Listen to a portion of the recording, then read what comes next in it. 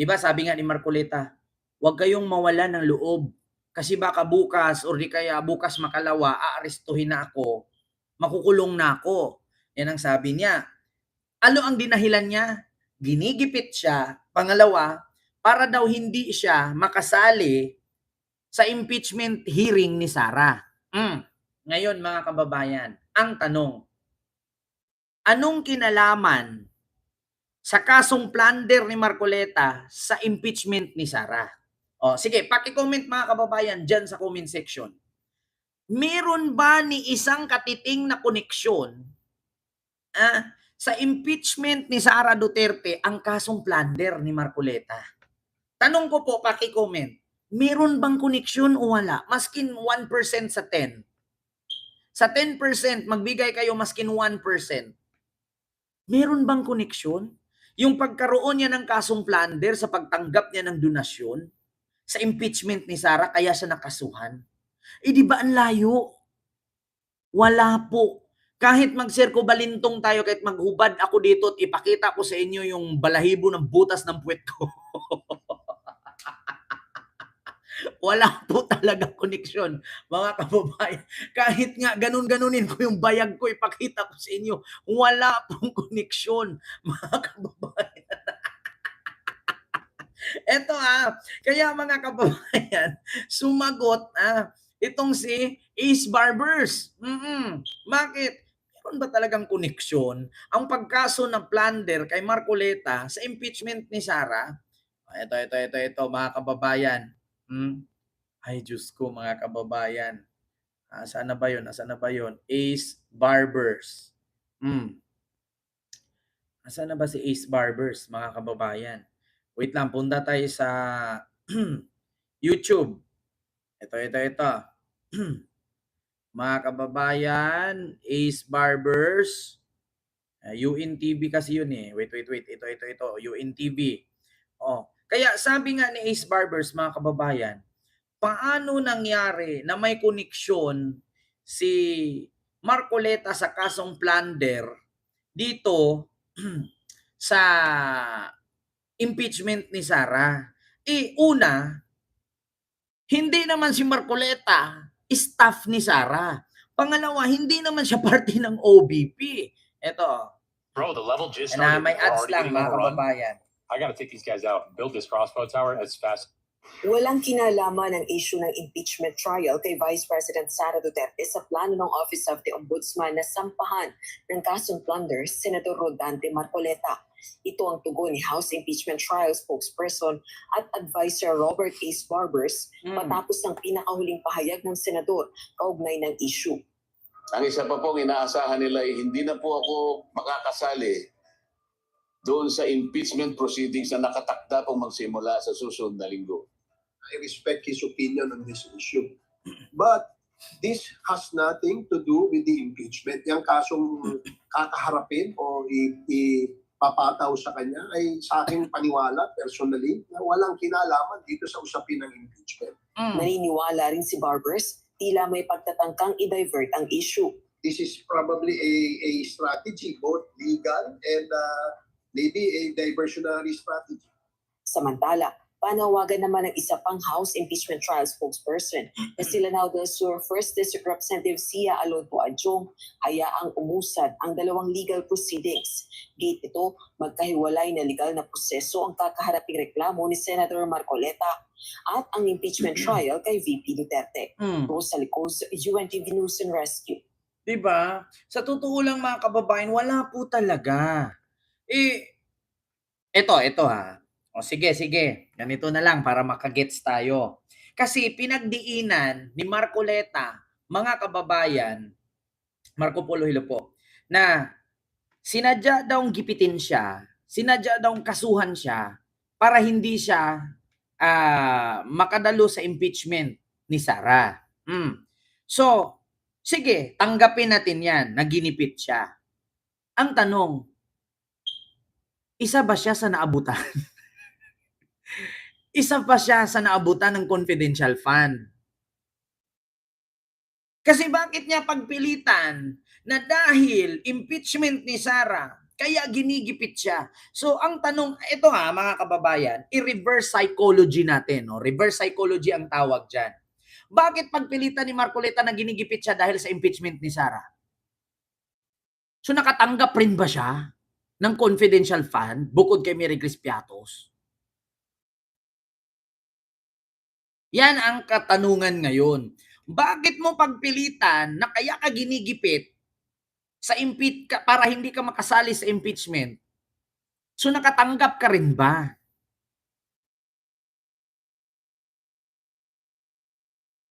Kabinders Vlog, hello po.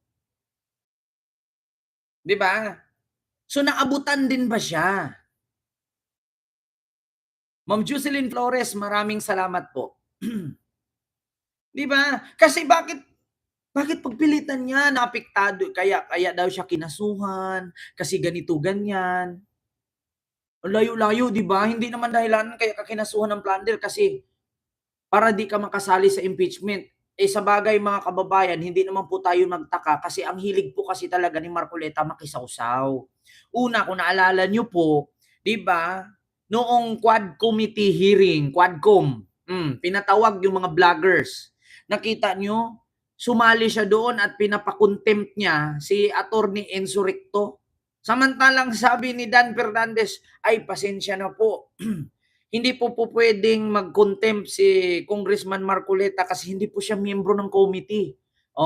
So naintindihan ko po mga kababayan kasi ang hilig po talaga ni Marcoleta ang sumali. Hindi ka kasali sa committee, sumasawsaw ka. Parang anak niya lang din. Yeah, hindi naman siya kasali dun sa committee hearing ng impeachment pero buwawalwal siya, o 'di ba? Pangalawang committee hearing hindi na siya sumali kasi hindi naman siya kasali. Pero nagwawalwal siya. Si Marcoleta ang pinakamatinding nakakahiya. Iko-contempt niya si Insurrecto kasi sinabihan siyang manlilinlang or gaslighter. Tapos i-contempt mo, hindi ka naman miyembro ng committee. Di ba, mamulait? Biruin nyo hindi ka miyembro ng committee, tapos sasawsaw ka, tapos ang lakas ng loob mo mag-contempt. I-contempt kita kasi hindi ka nagsuri sa akin. Wow! Ang galing! Ano ka, anak ng Diyos? Diba? Yung anak niya ganun din. Tapos, imbis na tapos na yung hearing, aba, yung anak niya sumausaw pa dun. Tapos sinabihan na ngayon ni Jinky Luistro yung ibang kongresista na, ay hindi po pwedeng ganyan. Hindi po pwedeng ganun. May limitasyon po tayo. Hindi po pwedeng ganyan na mag-name-drop tayo. Aba, yung anak, inulit lahat yung tanong ni Jokno, yung tanong ni Lima. Di ba? Hindi nakikinig. Tsaka nagtataka lang talaga ako mga kababayan. Noong ipinatawag si Sara ng Quadcom, si Marcoleta nandoon. Kaya si Sara naawa, inabutan ng burger si Marcoleta. Sinong nakakita mga kababayan na inabutan ng burger ni Sara si Marcoleta tapos may kinuha siyang burger noon doon ata yun kay Attorney Puwa, kinuha niya yung 2 balot burger, inabutan si Marcoleta. Bakit? Nagutom, nakakantay, hindi naman kasali. Sabi ni Tatsuki La Rubis, House of People, nakatanggap daw ng suitcase o malita. Yan na naman tayo, maleta na naman kayo. Mamaya yung maleta na yun, mapahiya kayo sa akin dyan. Diba? Kita nyo mga kababayan. Kaya hindi na po ako nagtaka kay Marcoleta. Ang hilig niya po kasi talaga may kisawsaw. Oo. Biruin nyo, Blue Ribbon Committee hearing about kay Gutesa. Ang chairperson si Ping Lacson sa Blue Ribbon. Tapos si Marcoleta may bit-bit na ebidensya at testigo, si Gutesa. Tapos nung pinayaw-yaw niya, pinasalita niya, hinanapan ng notaryo, peke pala. Trademark na talaga ni Marcoleta yan mga kababayan, ang hilig sumali. Alam mo, kung kantutan lang to si Marcoleta nabubuntis kahit hindi naman bumukha ka. 'Di ba? Bakit? Ang hilig niyang bumukha ka kahit hindi naman siya iiyutin, mapapaiot siya. 'Di ba kung kantutan lang to, magugulat kasi Marcoleta nabubuntis. Bakit? Hindi ikaw ang iniiyot, bumubukaka ka. 'Di ba? Edi nabubuntis ka bigla. Tapos pag tinanong sinong ama, ay hindi ko po mahulahan basta tumuwad lang ako. Oh, sino nakabuntis sa'yo? Aba, hindi ko na maalala, madilim yun, basta bumuka lang ako. Bakit? Ang hilig makisawsaw eh. Kaya sana, kada sawsaw, sana may sili. Labuyo, para pag sawsaw, pagkain, nanuan, bungang, anghangan agad. Di ba? Ay, naku. Mga kababayan, pasensya na po sa mga bata na nanonood Ay, Diyos ko. Kaya nga 'di ba, sabi nga ni Is Barbers, napaka-imposible naman po na yung kaso ni Marcolita Plander ay may kaugnayan o connection ito sa impeachment ni Sara, apakalayo naman. Donation lang yun, tapos kay Sara, confidential fund. Baka naman kasi yung ibang donation na natanggap niya galing sa confidential fund. Kaya naman kasi, ex-congressman Ace Barbers. Baka naman kasi, yung ibang donation niya na sabi ni Ping Lacson, hindi lang 75 million natanggap. Baka naman kasi galing sa confi ni Sara. Baka naman kasi, kaya gusto niya sumali. Baka naman kasi, bukod kay Mary Grace Piatos, nandyan si Marcoleta, iniba lang pangalan. Kaya gustong sumawsaw. 'Di ba? 'Di ba maraming alias diyan. Tapos magugulat ka, yung totoo pala si Marcoleta pala yun, tapos ang nakalagay Realme 8. Oo. 'Di ba mga kababayan? Oo. Magugulat ka. Oo, baka si Dudong Barok, si Dudong Bungal siya doon. Alias Dudong Bungal, alias Dudong Barok. Bakit? Kasi ang hilig niya makisali, hindi naman siya kasali sa impeachment. Baka nga kasi nabigyan. Baka lang, nagtatanong tayo kung hindi siya nabigyan, di sana, 'di ba mga kababayan, wait lang, process daw natin. Ganun lang kasimple yan. Oo. Kailangan pa bang memorize yan?